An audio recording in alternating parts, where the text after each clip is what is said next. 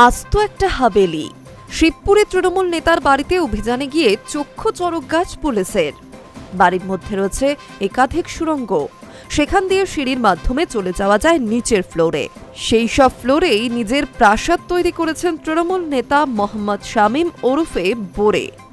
শামীমের এই প্রাসাদে রয়েছে বিলাসবহুল আসবাবপত্র থেকে শুরু করে অন্যান্য জিনিসপত্র।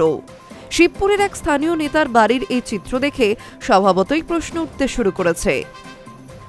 জানা গিয়েছে, হাওড়া পুরসভার ৩৬ নম্বর ওয়ার্ডের প্রাক্তন কাউন্সিলর শামীমা বানোর স্বামী হলেন মোহাম্মদ শামীম।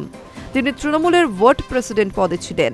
রাজ্যে বিধানসভা নির্বাচনের ফলাফলের পর গত বৃহস্পতিবার দুপুরে শিবপুরের বিজেপির জেলা সংখ্যালঘু মোর্চার আহ্বায়কের বাড়িতে দুষ্কৃতী হামলা, গুলি ও বোমাবাজির ঘটনা ঘটে। এই ঘটনায় নাম জড়ায় শামীমের। বোমাবাজির অভিযোগে ৫ জনকে গ্রেফতার করা হলেও পলাতক ছিলেন শামীম। শুক্রবার তার খোঁজে শিবপুরে তার বাড়িতে যায় পুলিশ, আর সেখানেই তার এই হাভেলির খোঁজ পাওয়া যায়।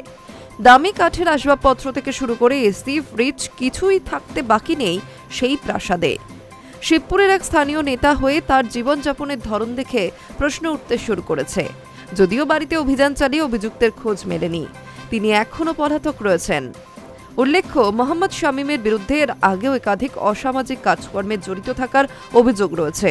শিবপুরে রামনবমীর মিছিলে ঝামেলার ঘটনায় তার নাম জড়িয়েছে। এনআইএর মামলাতেও তার নাম রয়েছে বলে সূত্রের খবর।